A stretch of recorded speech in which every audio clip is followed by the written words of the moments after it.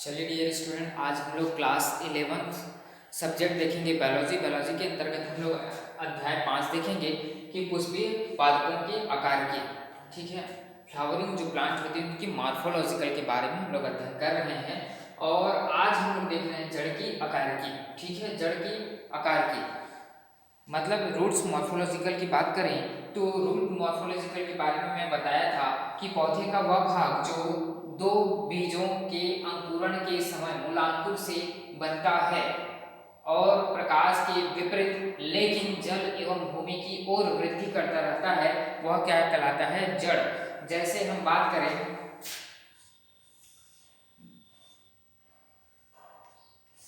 ये मैंने क्या लिया, सीड लिया। सीड मतलब कोई बीज लिया, वो जो बीज है मतलब मैं चने का ही बीज ले लिया, तो इसके ऊपर जो मूलांकुर भाग है वो ऊपर की ओर, भूमि की ऊपर की ओर, मतलब क्या है, प्रकाश के विपरीत डायरेक्शन। यहाँ पर बोला गया है कि प्रकाश के विपरीत लेकिन जल एवं भूमि की ओर वृद्धि करता है। जल एवं भूमि की ओर क्या करता है? इस प्रकार से वृद्धि करते हैं। जहां पर उनको जल मिलेगी और जहां पर वो भूमि मिलेगी तो उस ओर क्या करती है? वृद्धि करती है। इनकी मूलांकुर इस प्रकार से वृद्धि करती है। तो याद रखिए, इसके अंतर्गत हम लोग पहला देखेंगे कि मूसला जड़ और अपस्थानिक जड़। तो टॉप रूट जिसको बोलते हैं, यहाँ पर मूसला जड़ को इंग्लिश में बोले तो टैप रूट, ठीक है, याद रखिएगा मूसला जड़। तो मूसला जड़ क्या होती है? यह वह जड़ होती है जिसमें मूलांकुर विकसित होकर के एक प्राथमिक जड़ का निर्माण करती है। प्राथमिक जड़ किसे किसे कहा जाता है? प्राथमिक जड़ ये होती है कि कोई सा भी हमने, ये क्या है, भूमि है, और भूमि के अंतर्गत हमने प्लांट लगा दिए हैं। प्लांट लगा दिए हैं तो प्राथमिक जड़ हम लोग किसको बोलेंगे? जहां से जो जड़ है वो क्या होती है? ऊपरी भाग में स्थित रहती है। दैट कॉल्ड इज द प्राथमिक जड़, ठीक है। इसी को हम लोग बोलते हैं प्राइमरी ऑफ टैप रूट। क्या बोला जाता है? Primary tap root.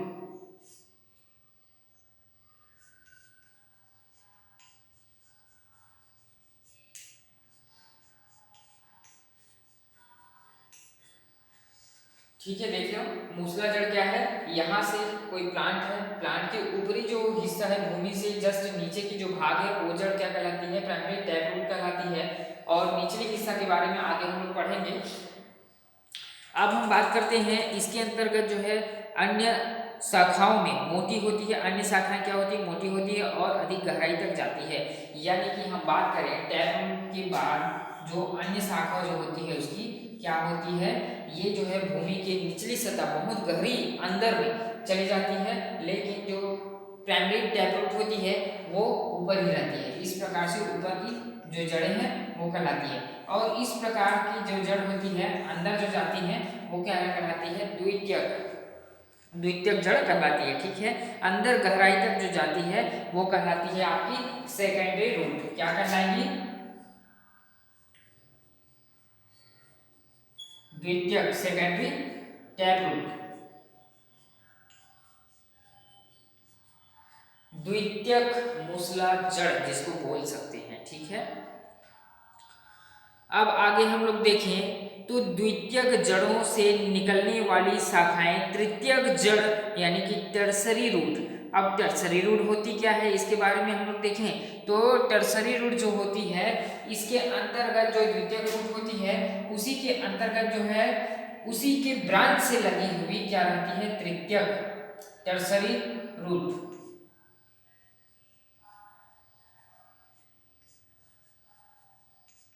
तृतीयक रूट जिसको हम लोग बोलते हैं। तो द्वितीयक प्राइमरी समझ में आ गया, सेकेंडरी समझ में आ गया, और तृतीयक रूट क्या होती है इसके बारे में भी हम लोग जान गए। इसी प्रकार से बनी प्राथमिक जड़ और इनकी शाखाएं मूसला जड़ तंत्र कहलाती। क्या कहलाती है? प्राथमिक, द्वितीयक, तृतीयक, ठीक है।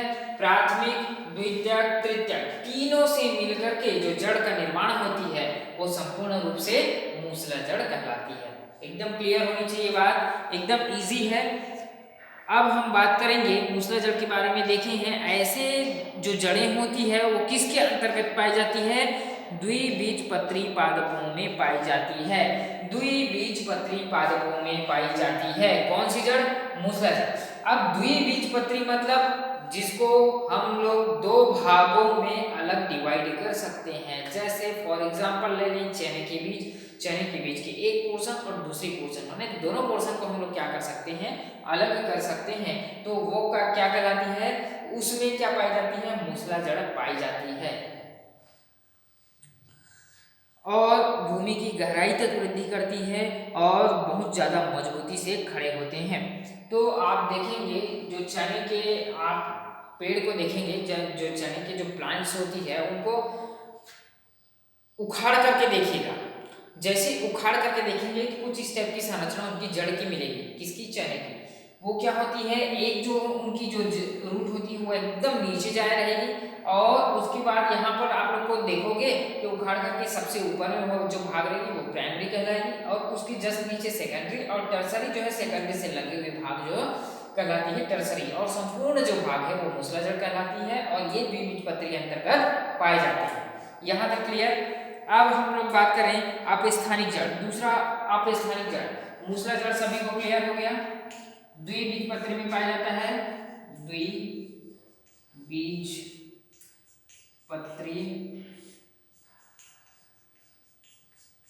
पादपों में। अपस्थानिक जड़ की बात करें तो कुछ पौधों में अंकुरण के समय कुछ पौधे ऐसे होते हैं जिसमें अंकुरण के समय मूलांकुर की वृद्धि रुक जाती है और प्रांकुर के आधार पर तने की निचली परोसंधियों से रेशे के रूप में जड़ें विकसित होती है। जैसे आप लोग देखेंगे धान की जो बीज होती है, जैसे कि नॉर्मली धान की बीज जो होती है एक बीजपत्री होती है, ठीक है। उसमें हम लोग दो भागों में डिवाइड कर सकते हैं क्या, धान को दो भागों में हम लोग नहीं कर सकते क्योंकि टूट जाएगी। तो अपस्थानिक जड़ जो होती है वो जो है ज्यादातर मोस्टली किसमें देखा गया है, एक बीजपत्री। तो जैसे हम लोग धान के बीज की बात करें तो ये मैंने ले लिए धान के बीज, इसमें हम लोग क्या किए, मूलांकुर, जैसे ये बात होती है मूलांकुर की, तो इसमें जो है कॉमन सी इस प्रकार की जड़ें जो है पतली रेशेदार जो जड़ें हैं वो है निकलने लगती है, ठीक है। तो उसी को बोलते हैं, यहाँ पर जो है मूलांकुर में वृद्धि रुक जाती है तो प्रांकुर के आधार पर तने की पर्वसंधि रेशे के रूप में निकलती है और क्या होती, विकसित होती है। तो इस प्रकार रेशे के रूप में जो है जड़ निकलती है और एक जो जड़ होती है उनकी क्या होती है, इस प्रकार से अंदर गई हुई रहती है। जैसे ही अंदर जाती है तो ये अपना सतहों में जो है इस प्रकार से फैल जाती है। तो ये एक ही बीजपत्री के अंतर्गत आती है, ठीक है। तो ये जो होती है पर्वसंधि को विकसित जड़ें विकसित होती है, उन्हें अपस्थानिक जड़ या रेशेदार जड़ें कहा जाती है। क्या जड़ें बोली जाती है, इसे रेशेदार।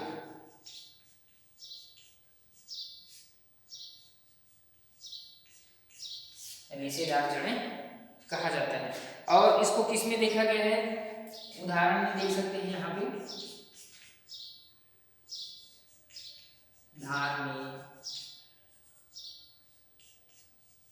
गेहूं में। उदाहरण में लिखो, धान, गेहूं, मक्का, ज्वार, बाजरा, गन्ना इत्यादि जो होती है वो द्विबीजपत्री पादपों जैसे बरगद, पान, अमरबेल इत्यादि अपस्थानिक जड़ें पाई जाती है। ये जड़ें भूमि की गहराई तक न जाकर केवल ऊपरी सतह तक जाती है।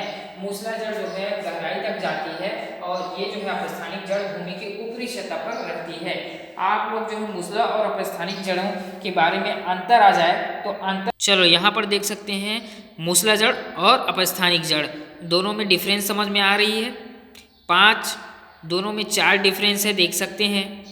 चलिए मूसला जड़ देखते हैं। मूसला जड़ प्राथमिक जड़ समाप्त नहीं होती और यह क्रमशः पतली होती जाती है, नीचे गहरीकरण में चली जाती है। तो उसमें अपस्थानिक जड़ में देखें तो प्राथमिक जड़ बनने के तुरंत बाद समाप्त हो जाती है और प्ररोह के अंतिम भाग तक रेशेदार जड़ें निकलती है और ये गहराई तक जाती है और ये ऊपरी सतह पर रहती है और यह बीज मूलांकुर से पैदा होती है और ये प्ररोह वायवी भाग से पैदा होती है।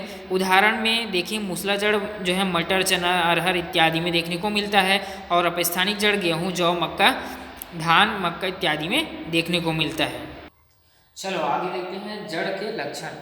तो जड़ के क्या क्या कैरेक्टर्स हो सकते हैं। तो जड़ों में कुछ विशेष प्रकार के लक्षण दिखाई देते हैं। पहला देखें तो जड़ प्रकाश से दूर पानी की खोज में भूमि के अंदर चली जाती हैं, अर्थात इसी को बोलते हैं धनात्मक गुरुत्वावर्ती। गुरुत्वावर्ती मतलब नीचे की ओर जाना, और प्रकाश की ओर मुड़ना क्या है, ऋणात्मक प्रकाशनोवर्ती होती है।